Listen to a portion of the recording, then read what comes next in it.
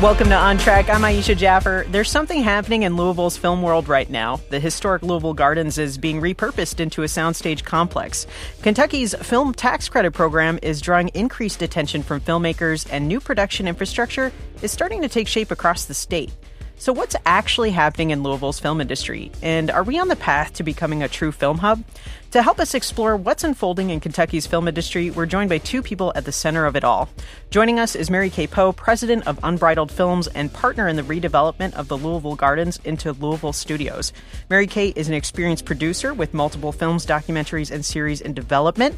She helped initiate the legislative campaign that created Kentucky's Film Production Incentive Program and has been a leading advocate for the establishment of a state film office. Merry-Kay, thanks for being here. Thank you. This is exciting.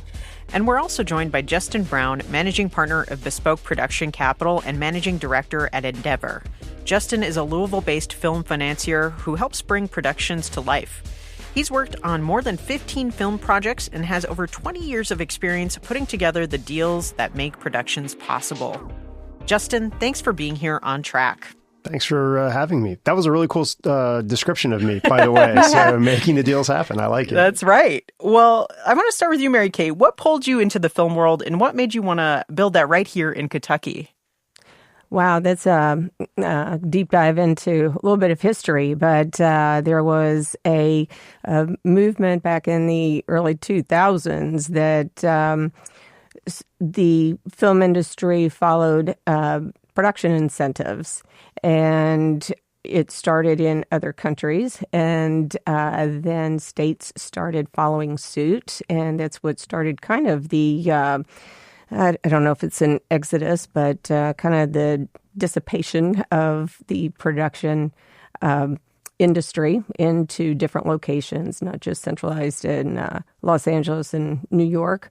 And so I thought that, oh, this is great. Instead of traveling to LA and New York once a month, I'll just, snap my fingers and bring the industry here. So, 18 years later, we're starting to gain some traction, and I think it's going to happen. That's so exciting. Well, I want to turn to you, Justin, too, because you've got a background in finance, but also a real love of film. How did those two worlds come together for you, and what led you to focus on this work right here? Well, I was a drama nerd back in high school, loved musical theater, and then kind of gave that all up and did the finance guy thing. And loved finance, loved figuring out how to put deals together. I was a banker. I was a real estate developer, where I actually did a lot of tax credit development, and that was how I sort of learned about these film incentives that Merry-Kay was just talking about. And those film incentives, which are usually structured as film tax credits, are key to attracting productions to localities. And also, candidly, they are key, if not the key, to getting most productions financed these days. And so it was just a nice way to marry sort of being a boring finance guy with that calling to that musical theater calling in the back of my head, right? You put those together and hopefully you can make some really cool professional creative projects happen. So it never left you. It never left. It never left. Much to my wife's chagrin when I start singing. So, and Merry-Kay, like you said, you initiated this legislative push to bring these tax credits to life. Well, what was your vision at the time? Was it seeing these things happen across the world that sort of pushed you, or what were you hoping? Yeah, I didn't, I guess, did not realize what all was involved. But it seemed... It seemed logical to me because Kentucky and specifically Louisville, we're a manufacturing state with a huge creative component. And this, similar to what Justin was saying, is such a perfect marriage of the two. Film production is manufacturing. You put together a product and you sell it. And sometimes, our traditional manufacturing doesn't satisfy the creative minds that are here, and this industry does. So it kind of offers I thought, the two things that Kentucky does best. And for folks who don't know, can you walk us through simply what the current incentive is and how it works? Yes, the current incentive is one of the strongest in the country. I think we're ranked like number 4 in Rap Book, and we're consistently in the top 5 of the organizations that, kind of broker credits and keep track of what's going on throughout the different states. We have 30 to 35%, but our kind of our secret sauce is that it's refundable. And so a production does not have to sell like a transferable credit at a discount. They get the full 30 to 35% on qualified expenditures that they make in the state. So this is, they have to come and spend their money in Kentucky, and whether it's payroll or goods or services, obviously hotels, hospitality, everything that's involved in making of a project, and for whatever they spend, they get a rebate once they close their books or go through a tax cycle. Cool. And then, Justin, I'm just thinking about these from a finance perspective. Are these kinds of incentives showing meaningful returns for Kentucky's economy? It sounds like there's obviously requirement too, but I'm just curious your thoughts on that. There was a Baker Tilly study that was recently done on the film incentive. And actually, Merry-Kay, what is it? It's for every $1 in tax credits, I think it's a $2, $3 return, something like that. It's higher than that. I know that the study that was just done here, we've already seen a $200 million direct impact with another $125 million indirect. It has that ripple effect. And that score is a little bit arbitrary, but you'll see anywhere from 2 to 7. Yeah, and the key, as Merry-Kay said earlier, was that productions now, starting back in the 2000s, they follow incentives. So it used to be you shot movies in LA. Now you go wherever you can get the best tax incentive, and more importantly, where the tax incentive the film incentive you're going to get. It's usually a tax credit, but I should say film incentive because there's other ways to do it. You're going to go to the place where the film incentive will best fit the film that you're trying to make and where it's going to be the easiest to finance by somebody like me. Because at the end of the day, the way that film incentives are used are you shoot a film someplace, and at a later date, after production has been completed and after that money has been spent in the locality and after those taxes have been paid, you're going to receive some sort of money back for that. It's usually in the form of a tax credit. Sometimes it's in the form of a rebate. It just depends. In Kentucky's, we have a refundable tax credit, which is key because what that means is it's actually refundable back to cash. That makes it then somebody like me can come in and say, oh, you're getting $1 million of tax credits to shoot your $5 million movie here. We can finance that $1 million of credits at, say, 90 cents on the dollar, somewhere around that. And that money then comes in at the very beginning of the project and is what actually allows you to shoot the project. So when you're putting your capital stack together for your budget in the same way you would a real estate project or a business, you're trying to figure out how you get all that together. These incentives and their financeability are a key, in some cases, the key piece to making these productions go. So I want to turn to you, Merry-Kay, too. Looking at production, it sounds like these incentives are doing what they set out, especially for local crews and businesses. And I understand that it was so popular or so in demand that there's actually a pause on application. So does that mean it's working, or is there more to be worked out yet? There's always more to be worked out. It is an evolution. And we've gone through recalibration. There you go. And, that's a good sign. It's growing pains. I think any startup business, let alone a statewide industry, you're going to always kind of go through, you got to crawl before you walk and walk before you run. And, as those stages develop, you're going to analyze what you have. Yes, it will continue to grow with the industry. So it will always change. There is not a, okay, we've got it just right. Yeah. It's designed to grow with the demand. Incentives bring productions bring industry. And that's ultimately the stickiness that we want that creates those jobs and that tax base and all the true hallmarks of, again, an industry and not just something transient. As often happens, though, we grew really fast because we have a great credit, as Merry-Kay pointed out. Sometimes when you grow fast, you need to stop and say what's working, what's not. How do we tweak this to make this a little better moving forward? I think we've done that. I think we've done that very well. And I mean, I think we're very well positioned to move forward with a credit that is still the best in the nation, amongst the best in the nation, but also calibrated to make sure that it is having the highest impact on Kentucky businesses, Kentucky filmmakers, and all the people and attracting people to Kentucky to be a sticky part of this industry. So aside from what's being built and what we're looking at in the future for Kentucky's film industry, on top of these incentives, I want to talk about or really ask, Kentucky being a film hub now, where are we actually at in the industry right now in Louisville? What does it actually look like for those who are just not sure what's going on in the Kentucky film industry here? Yeah, so I kind of see this as a state industry. And, Louisville, of course, is the kind of the economic epicenter of the state.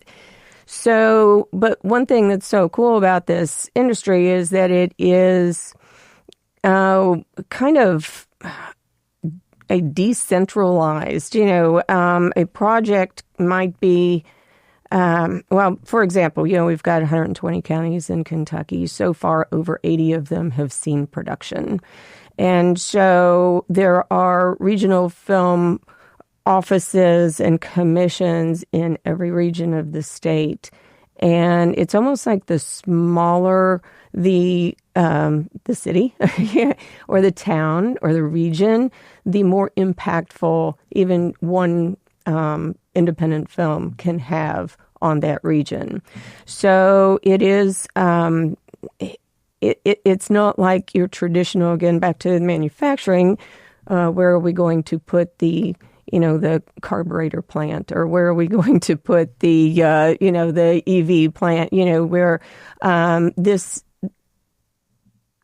is present, could be in, production in 5 different, counties, and then it comes to Louisville. So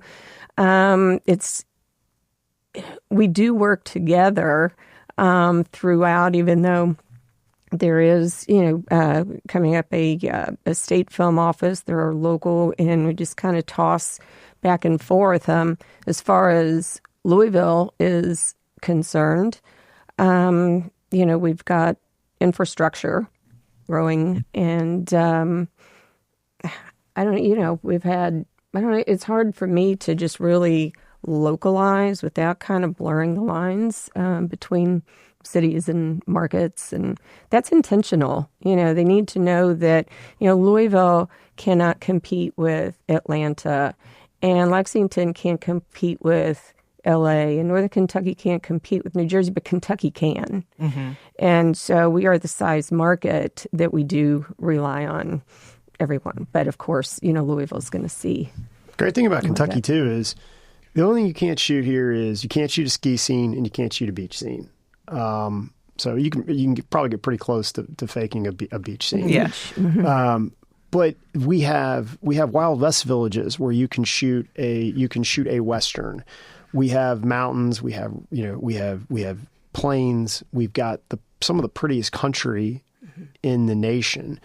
And so when you marry that with the incentive that we have, and I might add with the critical infrastructure of talent that we have here. So we need the studios, we need the post-production houses, we need all those types of things. But at the end of the day, the talent is the real infrastructure that we're building here. And we're really getting to a critical mass with that. And so when you combine those things, you can shoot 95% of the films here that you need to shoot. Again, we're probably not, if you're shooting a movie about the Hawaiian Islands, you're not going to be shooting here. But if you're shooting a movie about any of the 48 states, the continental United States, you can shoot it in Kentucky. And that's a powerful, powerful thing that we can take out to the market and say, this is the reason why you come here. We'll be back in just a minute. You're on track with Louisville Public Media. Life insurers put life into the things you live for. The new factory that's hiring your neighbors. Maintenance on the bridge that keeps traffic flowing. The paycheck that puts pizza night on the table. Life insurers contribute $8 trillion to the U.S. economy through bond purchases and other investments, and protect the financial security of 90 million American families, like yours. See how life insurers put life into America at acli.com. Paid for by the American Council of Life Insurers. Why does the United States pay higher drug prices than other countries? Because America's the only country in the world where 340B hospitals mark up drug prices and PBM middlemen charge billions in hidden fees. Meanwhile, Americans subsidize the research and development for new cures. Other countries benefit, but don't pay their fair share. Crack down on the middlemen. End the free riding. Lower drug prices. Go to balancethescales.org to learn more. Paid for by Pharma. What kind of car is that? It's a Camry. You know what the Camry looks like? What did your friends drive in high school? Look. Put it out without a plate number? I bet it looks just like the one in the picture. Yeah, but we probably drove past like 5 of these already. What if that is the one? That's a scene from Amber Alert, shot right here in Louisville. Welcome back to On Track. I'm Aisha Jaffer, and we are talking with Merry-Kay Poe, president of Unbridled Films and partner in the redevelopment of the Louisville Gardens, and Justin Brown, managing partner of Bespoke Production Capital and managing director at Endeavor, about Kentucky's emerging film industry and what it means for our region. So Louisville was one of 6 finalists to host the Sundance Film Festival not too long ago. We didn't get it, but that's still pretty major. What do you think made Kentucky stand out in this process? Well, there were several things. One was that city and state government just kind of really came together, and they put together a very, very, very attractive financial package. So that always gets people's attention, of course. Obviously, Louisville knows how to do events and festivals, and what kind of sealed the deal is to get us into the top 6 is their visit. People are really kind of confounded when they come here and go, "Oh, you guys are really as nice." You don't see this in most places that you go. So, I think the people, the presentation, the bipartisan cooperation, that, everybody just kind of came together and worked together to say, hey, we want this and we welcome you. And they were really impressed. And so I think it wasn't maybe on their radar. I think the kind of the financial package got their attention, but that's not what kept their attention. And we kept making the cuts, and we got excited, and then it's like, okay, we were cut at the end, but kind of put us on the map and got us in some really good headlines in the trades, and people are going, oh, wait, what? There's a film industry in Kentucky. So we did gain a lot from that without actually winning. But now sort of in the conversation, it sounds like. Absolutely. So we kind of talked about this, but we've seen places like Atlanta and Albuquerque grow into major film hubs. In fact, like I was a Prostmaster in New Zealand and they had the tax incentive. So I kind of saw this come into motion. How close do we feel Louisville is to that kind of momentum? And what do you think Kentucky still needs to truly compete? Justin, I'll throw it to you. I think we're there. You always need more, but I think what we have is great already. We have a critical mass of crew. We have a critical mass of infrastructure, and we're building more of that. The credit itself, which is probably the key piece of the infrastructure, is very, very good. We have a great thing here. Can we continue building? Can we continue growing? Absolutely. The way we do that, keep executing, keep doing what we've been doing. There's not a secret sauce. It's just keep have a good incentive, have good people that are using that incentive to make good projects and have those projects make money so that people can do it again. We're doing that. Let's keep doing that. We've got a great thing going here. I mean, Kentucky is on the map, and it should be for a number of reasons. And ultimately, it's because we do things very well here. Merry-Kay, anything you want to add? Yeah, I think that I'm really excited because, this past session, Senate Bill 1, which was a priority in the legislature, enacted a state film office. And so it is structured so that we've got 3 cabinets that come together with the Film Leadership Council, and that's economic development, tourism, and workforce development. And then there are 4 and also industry people who make up the 7-person leadership council. And what that will allow is kind of a one-stop shop where there will be a marketing arm at the state level. We've done all this, by the way, with zero budget in marketing and zero, very limited manpower to execute and administrate the KEI, which is the Kentucky Entertainment Incentive, which is the incentive program here. And then workforce development, which is crucial to keeping that pipeline of keeping good crew trained and building our crew base. That is going to really launch. That's going to create the foundation that we need to. We've got a phone number to call, and we've got websites. So that's going on.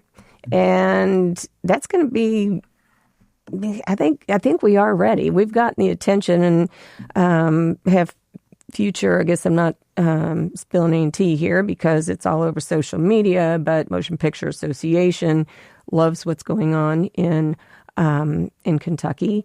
And so so delegation is going to go meet with them in D.C. and then out in L.A. And, so we had probably 12 studios that were represented as guests of Derby this year, which is, of course, a great way to get people in. And so it's the major studios are interested, and we are definitely, on the radar, and we're ready to go.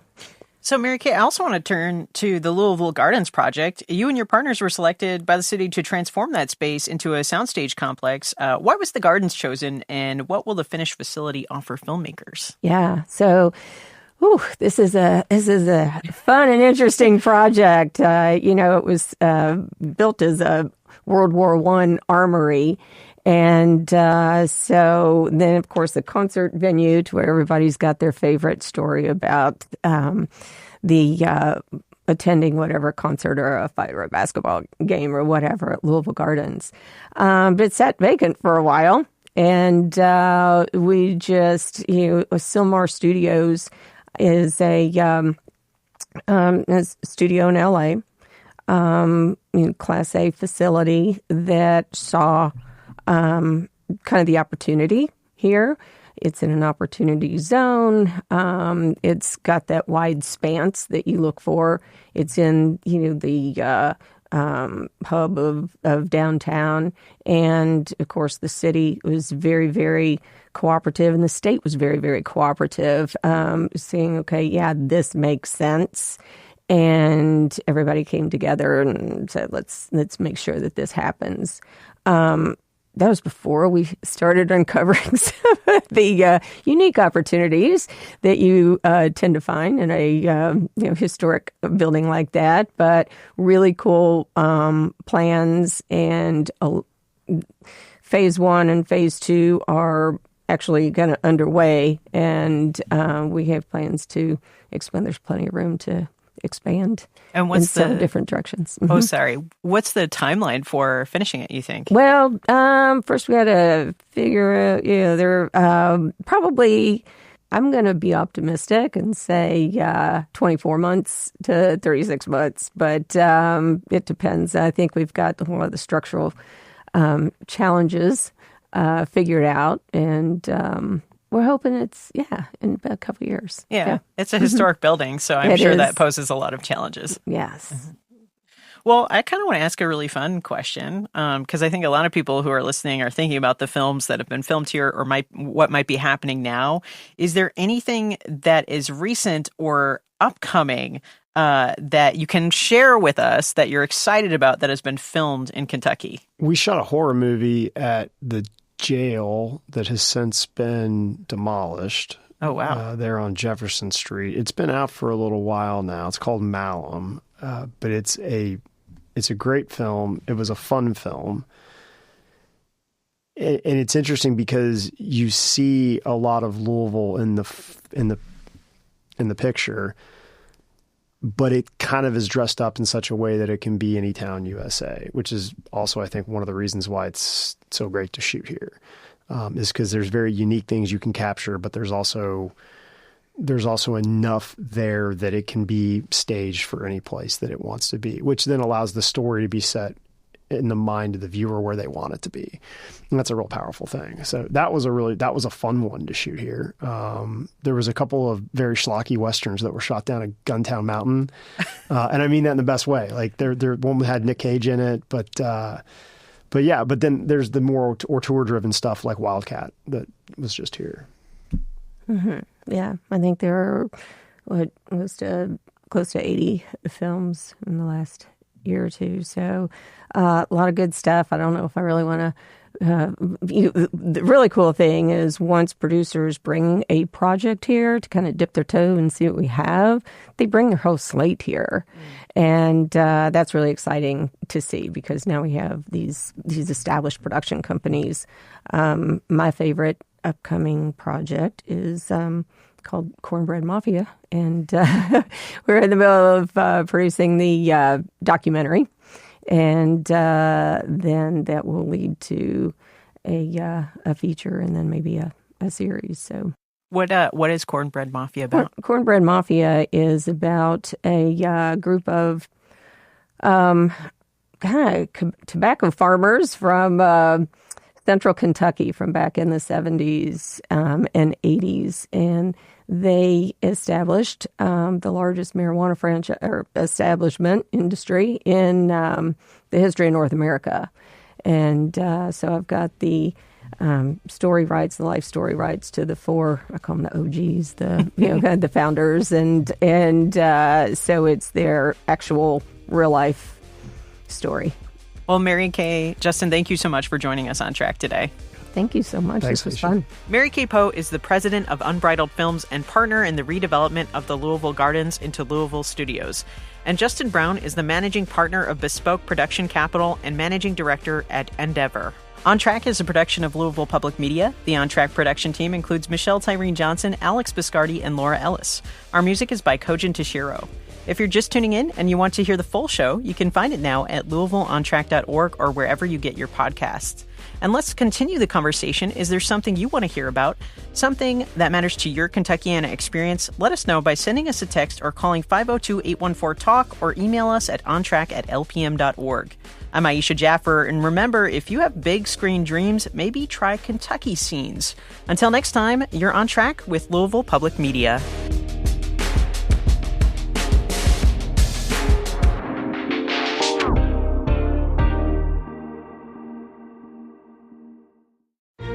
Life insurers put life into the things you live for. The new factory that's hiring your neighbors. Maintenance on the bridge that keeps traffic flowing. The paycheck that puts pizza night on the table. Life insurers contribute $8 trillion to the U.S. economy through bond purchases and other investments, and protect the financial security of 90 million American families, like yours. See how life insurers put life into America at acli.com. Paid for by the American Council of Life Insurers. Why does the United States pay higher drug prices than other countries? Because America's the only country in the world where 340B hospitals mark up drug prices and PBM middlemen charge billions in hidden fees. Meanwhile, Americans subsidize the research and development for new cures. Other countries benefit, but don't pay their fair share. Crack down on the middlemen. End the free riding. Lower drug prices. Go to balancethescales.org to learn more. Paid for by Pharma.